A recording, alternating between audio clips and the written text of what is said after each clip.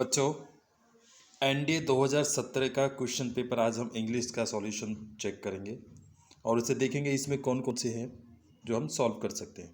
Basically इसमें antonyms, synonyms, ordering of the words, इसके अलावा आपका सेंटेंस इंप्रूवमेंट आते हैं। तो हम इसको वन वन देखेंगे। ओके, पहला है सेलेक्टिंग वर्ड्स। तो वर्ड्स को सेलेक्ट करेंगे हम। कैसे वर्ड्स को सेलेक्ट करेंगे देख लेते हैं। तो इसमें सबसे पहले आ जाएंगे।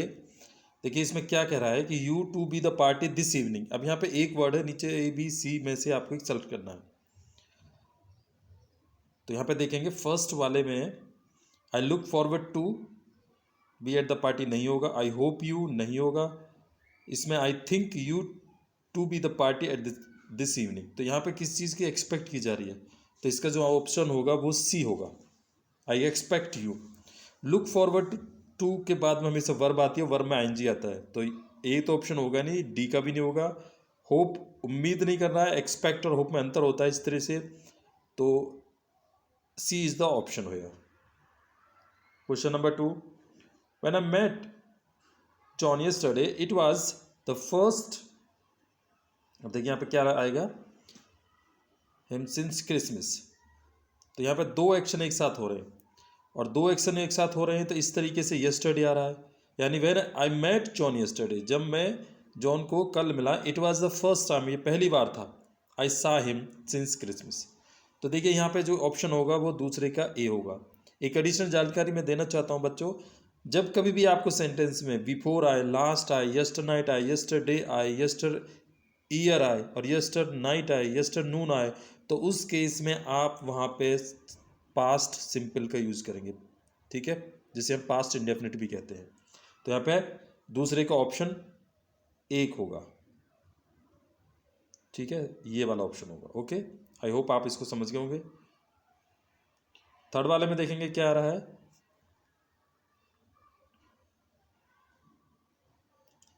थर्ड वाले में देखेंगे he to listen to my arguments and walked away.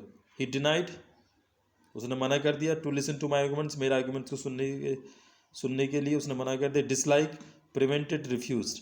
अब देखिए डिसलाइक, ही डिसलाइक्ड, तो इसमें वैसे तो ऑप्शन देखते हैं कि एक जैसे लग रहे हैं, लेकिन इसमें जो ऑप्शन है प्रिवेंटेड तो होगा नहीं, डिसलाइक भी नहीं होगा। डिनाई और रिफ्यूज़ एक जैसे, तो डिनाई कहते हैं मना कर देना, रिफ्यूज़ कहते हैं ना अस्वीकार कर देना, ठीक है। रिफ्यूज़ का मतलब भी होता है मना करना, लेकिन रिफ्यूज़ का रियलिटी वर्ड होता है किसी चीज़ को आप ठुकरा देना, अस्वीकार कर देना। तो ऑप्शन यहाँ पे जो होगा वो डी होगा।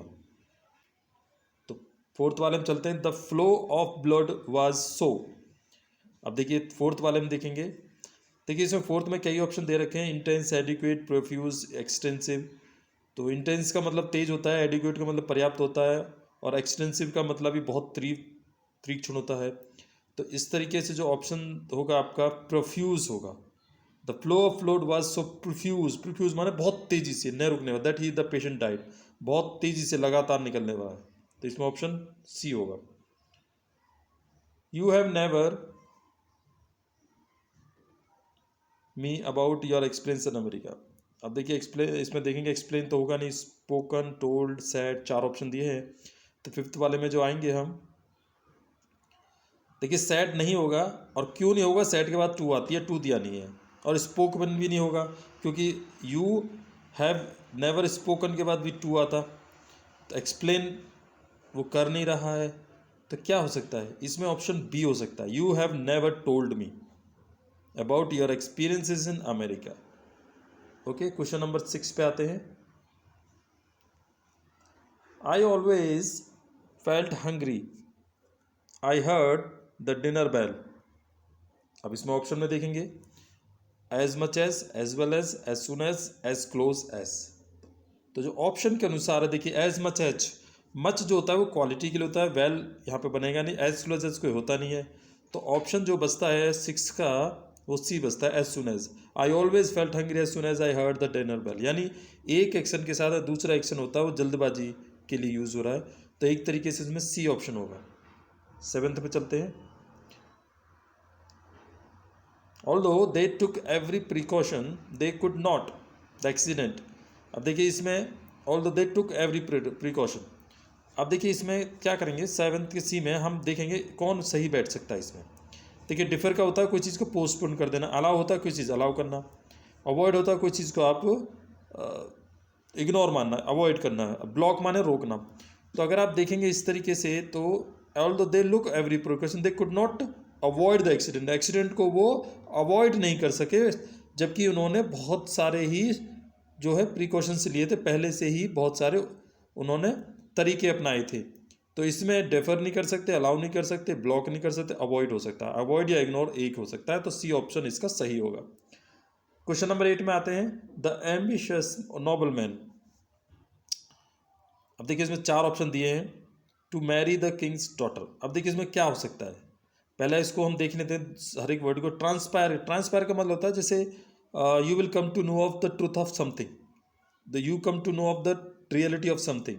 ट्रांसपायर मतलब सच का पता लगाना। दूसरा परस्पायर, परस्पायर का मतलब होता है जैसे आप किसी काम को करते हैं, पसीना आना, पसीना बहना, पसीना निकलना, that is called perspire. Okay, and aspire you know when you would like to have something in your life, और you would have you would have some longings, कुछ इच्छा रखना, कुछ उम्मीद रखना। तो इसको आप वर्ब को पढ़ेंगे, कुछ उम्मीद रखना, आकांक्षा रखना, एस्पायर, यानी कि जैसे आप एनडीए के लिए एस्पायर कर रहे हो, इसी वर्ड से बना है aspirants. Okay, aspirant, ASPIRANT। Okay बच्चों, तो एस्पायर, एक्सपायर, एक्सपायर का मतलब कोई चीज़ खत्म हो जाना, बर्बाद होना। तो इसमें क्या कह रहा है, ambitious problem noble man aspire to marry the king's daughter, यानी जो महत्वाकांक्षी जो नोबल मैन है, श्रेष्ठ व्यक्ति हैं, वो ये उम्मीद रखते हैं, ये आकांक्षा रखते हैं कि वो शादी करेंगे किसी राजा की बेटी से। इसका मतलब ये बनेगा। ठीक है, 9th पे जाएंगे। The dictator of the country was a monster of weakness insatiable in his. अब यहाँ पे 9th में देखिए ऑप्शन दे रखे हैं इसमें, आइडिया, आइडिया माने विचार, कोई तरीका, विजन माने होता है दृष्टि, नज़र, ठीक है, और लस्ट, लस्ट माने होता है काम वासना, सेक्सुअल डिजायर, ल्यूड, ल्यूड भी एक वर्ड होता है इसका, LEWD, LUST भी होता है, लस्ट, हाँ दे रखा है यहाँ पे, लस्ट, ल्यूड, काम वासना, सेक्सुअल डिजायर, और इंटेंशन माने होता है इरादा या प्रयोजन। तो यहाँ पे क्या ऑप्शन हो सकता है। अब देखिए यहाँ पे किस चीज़ के बारे में बात कर रहा है, the dictator of that country was a monster of weakness. Weakness ने मतलब बहुत ही ज़्यादा वो दुष्ट व्यक्ति का राक्षस था। तो ऐसा ही व्यक्ति कौन होता है, इनसेटिएबल इन इज, इनसेटिएबल मतलब वो अपनी नहीं दबा सकता था, नहीं पर्याप्त हो सकती उसकी, क्या लस्ट ही होगा यहाँ पे। देखिए जो बुरा व्यक्ति है, डिक्टेटर है, वो क्या होगा, आइडिया तो होगा उसके पास, नहीं विजन भी नहीं होगा, इरादा भी नहीं होगा कोई, तो लस्ट ही हो सकता है। लस्ट अपने आप में नेगेटिव वर्ड है, और सारे ऊपर ऊपर चाहे वीकनेस हो, मॉन्स्टर हो, डिक्टेटर हो, इनसेटाइबल हो, ये सभी नेगेटिव फॉर्म में है। तो एक तरीके देखा जाए तो यहाँ पे जो फिल इन द ब्लैंक्स होगा वो लस्ट ही होगा। आई होप आपको ये रिलेटिवनेस समझ में आ रही होगी। एक चीज़ ध्यान रखना, जब कभी भी आपको फिल इन द ब्लैंक्स या फिर एरर डिटेक्शन आए, तो सबसे पहले आप उस सेंटेंस के अंदर में जो भाव है, जो सेंस है, उसको समझना आपको कि वो किस तरफ जा रहा है, नेगेटिव सेंस में जा रहा है, पॉजिटिव सेंस में जा रहा है। तो उस हिसाब से नीचे के ऑप्शंस को आप सेलेक्ट कर लेंगे। कई बार होता क्या है कि 3 ऑप्शन तो सिनोनिम होते हैं आपस में, वो एक दूसरे का, उनका एक ही मतलब होता है, और एक जो ऑप्शन होता है उसका मतलब तीनों से अलग होता है। तो मैंने आपको जैसे कि पढ़ाया है, बताया भी, और आपके जो क्वेश्चन पेपर सॉल्व भी किए उसमें आपने देखा होगा इस तरीके के रिपीटिशन हुए हैं। Question number 10, please don't give me any more, I have had. अब देखिए please don't give me any more, अब मुझे अब और कुछ ज़्यादा नहीं चाहिए, आई हैव हैड, यानी उसके पास ऑलरेडी, अब क्या है उसके पास, I have had few, I have too little, I have had little और एनफ, क्या आएगा इसमें। अब देखिए मैं इसमें थोड़ा सा आपको जानकारी देता हूँ। फ्यू होता है काउंटेबल नाउन के लिए, और लिटिल होता है अनकाउंटेबल नाउन के लिए। अब यहाँ पे जो है जो 10th वाले में देखिए, ना तो यहाँ पे कुछ बता रहा है कि कितना चाहिए, क्या चाहिए, पानी चाहिए या उसको पेन चाहिए, ठीक है ना, तो काउंटेबल बात कर रहा है ना अनकाउंटेबल बात कर रहा है। तो यह केवल जानकारी दे रहा है कि मुझे अब ज़्यादा नहीं चाहिए, आई हैव हैड, मेरे पास अब है, पर्याप्त है। तो यहाँ पे एनफ आंसर होगा इसका। तो ऑप्शन आपका डी होगा 10th का। ठीक है बच्चों, तो ये ऑप्शन है इसका। एंटोनिम्स पे आते हैं।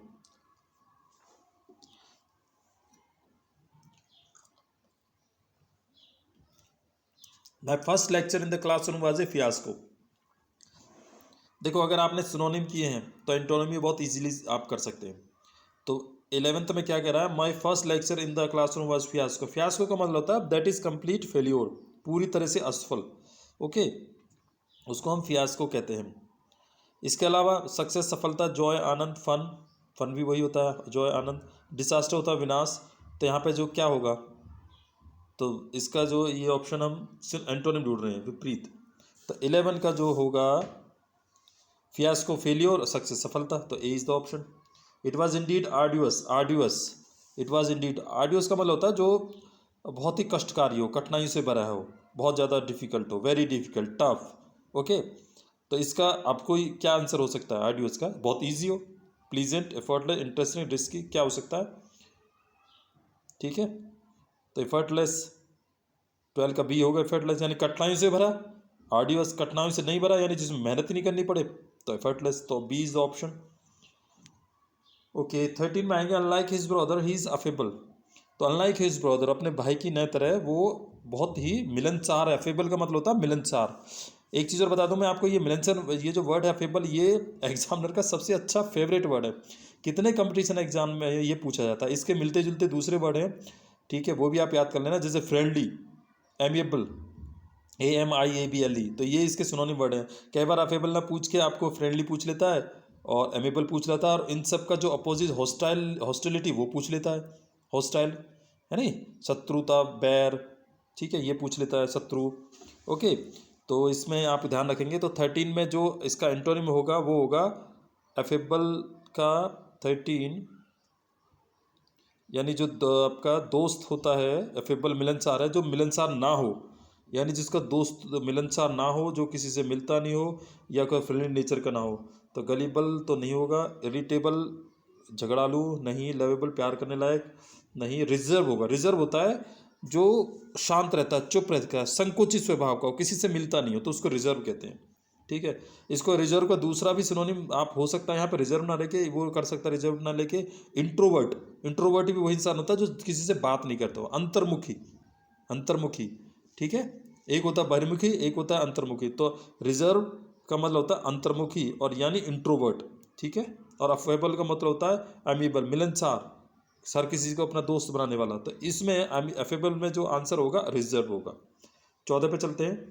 The birth of his child decidedly proved to be an auspicious event in his life। अब देखिए ऑस्पिशियस का मतलब क्या होता है। ऑस्पिशियस का मतलब ये पहले भी आया है, ये वर्ड कई बार घूम चुका है एनडीए में। हर बार अगर आप 8-10 साल के एनडीए के ये क्वेश्चन कर लोगे, antonym, synonym, one word substitution और फिल इन द ब्लैंक्स, और आपकी एरर डिटेक्शन और एरर स्पॉटिंग एरर्स, तो मैं समझता हूँ आपके लिए पर्याप्त है। ऑस्पिशियस का मतलब होता है जो कुछ मांगलिक हो, शुभ हो, अच्छा हो, शुभ संकेत देने वाला हो। तो जाहिर सी बात है उसका ये पहले पूछा गया क्वेश्चन। तो ओमिनस इसका होगा। ओमिनस मतलब होता है जो कुछ अशुभ हो, ठीक है। आई होप आपको बच्चे समझ में आ रहा होगा। देखिए अब दूसरा देते, प्रीसियस, प्रीसियस होता है महंगा, कीमती, कॉस्टली। यूजलेस होता है यूजलेस जो बेकार का हो, फ्यूटाइल, फ्यूटाइल, ये सब क्वेश्चन घुमा फिरा के वही दे देता है, ठीक है। प्रीसियस यानी कॉस्टली, यूजलेस माने बेकार, फ्यूटाइल, पॉइंटलेस। तो 3 फिर में आपको ये बताया, अनफॉरगेटेबल जिसको भूला नहीं जा सका, अविस्मरणीय, ठीक है। तो 15 का आ जाता है, the witness corroborated word for word the statement of the victim. अब 15 में आएंगे तो कोरोबोरेट का मतलब होता है किसी के कथन के माध्यम से, स्टेट माध्यम से समर्थन करना, ठीक है। तो इसमें अब क्या होगा, किसी का समर्थन करना यानी किसी का मना। और अब देखो एक्सेप्टेड का मतलब तो वही हो गया, किसी का समर्थन करना, किसी बात को स्वीकार करना। कन्फर्म का मतलब वही हो गया, किसी पुष्टि करना किसी चीज़ की। रिपीट का मतलब होता है हो गया किसी चीज़ को आप आपको पुनः उसको कर रहे हो, यानी रिपीट कर रहे हो आप उसको, एक आवृत्ति को पुनरावृत्ति कर रहे हो आप उसकी, ठीक है। तो किस चीज़ को आप रिपीट कर रहे हो। तो डिनाइड इसका ऑप्शन है, ऑटोमेटिक लग रहा है। कई बार क्या होता है एक्सेप्ट का भी पूछ लेता है, एक्सेप्ट का अपोजिट अगर आप देखोगे, एक्सेप्ट का अपोजिट डिनाई होता है, तो यहाँ पे कोरोबोरेटेड होगा इसका आंसर। 16 में आएंगे। ओके, अब सिनोनिम ढूंढने, पहले हम इंटोनिम ढूंढ रहे थे, हम सिनोनिम ढूंढेंगे। It is unwise to sever.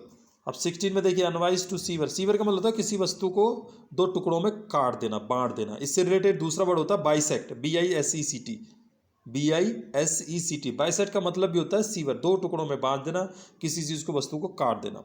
अब यहाँ पे क्या है, सिनोनिम ढूंढ रहा है, तो यहाँ पे क्या होगा, cut off, twist, estrange, engage. एक दूसरे वर्डों को देख लेते हैं। 16 में जो दूसरे वर्ड होंगे वो होंगे, देखिए एंगेज का मतलब होता है किसी चीज़ में आप शामिल होते हैं। एस्ट्रेंज का मतलब होता है किसी चीज़ के आप विपरीत हो जाते हैं, यानी आप विमुख हो जाते हैं, उसके साथ नहीं रहते हैं। तो इसका जो ऑप्शन होगा कट ऑफ। ठीक है, ट्विस्ट का मतलब होता है मोड़ना, तो ट्विस्ट में कटती नहीं चीज़ मुड़ जाती है, तो कट ऑफ और सीवर दोनों ही सिनोनिम है। 17 पे चलते हैं। 17 bad tendencies are to be countered. अब देखिए टेंडेंसीज होती क्या, टेंडेंसीज का मतलब होता है जैसे प्रवृत्तियाँ, ओके, यानी हैबिट्स, नेचुरल हैबिट्स को टेंडेंसीज कहते हैं। ठीक है, तो यहाँ पे काउंटर्ड का मतलब होता है जैसे उनका सामना करना, उनके सामने आना और उनको टैकल करना, हैंडल करना, तो दैट इज कॉल्ड काउंटर्ड मतलब हैंडल्ड, टैकल्ड। तो इसमें क्या आएगा 17 में आप देखेंगे तो एक तरह से अपोज होगा, यानी उनका सामना करना, काउंटर करना। ठीक है, तो अपोज बैलेंस तो होगा नहीं, बैलेंस तो होता है किसी चीज़ का आप उसको संतुलित बनाना, रिड्यूस कम करना, तो बाईपास भी नहीं, रिड्यूस भी नहीं, बैलेंस भी नहीं, तो option A is the correct option here. Okay बच्चों, okay my students, now the police fired indiscriminately at the crowd killing many innocent women and children. तो 18 पे जाएंगे तो इनडिस्क्रिमिनेटली की समझ लो। देखिए यहाँ पे ये वर्ड जो बना है बेसिकली ये एक एडवर्ब है, आप इसको डिस्क्रिमिनेटली और डिस्क्रिमिनेटली इनडिस्क्रिमिनेट इस तरह से पढ़ेंगे। अगर ये काफ़ी बड़ा लग रहा है आपको, तो इसको बेसिकली मतलब होता है जैसे बिना किसी समझ के, नासमझी के साथ, बिना किसी दिमाग लगाए। ठीक है, तो इसको बोलते हैं अविवेकशील। द पुलिस फायर्ड, बिना किसी सोचे समझे पुलिस ने फायर कर दिया एट द क्राउड, भीड़ पर, किलिंग मैनी इनोसेंट वीमेन, बहुत सारे औरतों को, बहुत सारे बच्चों को मारते हुए उन पर जो है फायर स्टार्ट कर दिया, यानी बिना कुछ सोचे समझे। ठीक है, तो इसका क्या होता है, फुलिशली भी हो सकता है सिनोनिम, है नहीं, तो फुलिशली भी हो सकता है। तो फुलिशली दिया है क्या, नहीं, फुलिशली भी दिया है, लेकिन इसमें जो ऑप्शन होगा कंटिन्यूसली, नहीं फुलिशली नहीं होगा। फुलिशली का मतलब होता है जैसे कि आप मूर्खतापूर्वक, लेकिन यहाँ मूर्खतापूर्वक नहीं, बिना कुछ समझे नहीं, समझ दिमाग तो है लेकिन समझा ही नहीं, बिना बात के चला दिया। तो विदाउट डिस्टिंग्विशिंग 18 का होगा आपका बी ऑप्शन है, विदाउट डिस्टिंग्विशिंग, बिना कुछ पहचाने, बिना कुछ उसको निर्णय लिए। ओके, 19 में चलते हैं। Businessman who lack acumen can not be expected to be very successful. अब 19 में देखेंगे एक्यूमेन का मतलब होता है जैसे कि एक्यूमेन मीन्स होता है having a sharp knowledge, having a wise knowledge, having a sharp ability to understand something, यानी एक तरह की कुशाग्र बुद्धि, बहुत तेज बुद्धि, उनको कहते हैं एक्यूमेन। किसी का माइंड शार्प है, तेज है, बुद्धि तेज है, उस चीज़ को हम एक्यूमेन कहेंगे। तो businessman who lack acumen can not be expect to be very successful. अब देखिए 19 में जब हम इसको सिनोनिम ढूंढेंगे तो जो सिनोनिम होगा उसका शार्पनेस दे रखा है इसमें, फेयरनेस नहीं होगा, बोल्डनेस नहीं होगा, राइटियस नहीं होगा। राइटियस, अब देखिए राइटियसनेस का मतलब होता है किसी स्टेट ऑफ बीइंग राइट, किसी चीज़ का सत्य होना, औचित्य। राइटनेस का मतलब होता है औचित्य, बोल्डनेस मतलब बहादुरी, बोल्ड माने बहादुर। तो यहाँ पे जो ऑप्शन होगा 19 का बी। ओके, 20 पे आते हैं। His candid opinions have one him many. अब कैंडिड का मतलब होता है बिना किसी छल कपट के, बिना किसी धोखेबाजी के, निष्कपट बोल देते हैं इसको। तो कैंडिड का जो होता है फ्रैंक होता है सिनोनिम। अब कोर्टस, जनरस, काइंड, ये तीनों के एक ही मतलब होते हैं। ठीक है, काइंड मतलब होता है जिसका दिल, हृदय बहुत ही अच्छा है। ठीक है, और विनीत स्वभाव का है, जनरस स्वभाव का है। ठीक है, तो जैसे मॉडेस्ट है, जेंटल है, ये इसके सिनोनिम है। तो आई होप बच्चों आपको समझ में आया होगा। बाकी इसके दूसरे पार्टों को हम किसी और वीडियो में सॉल्व करेंगे।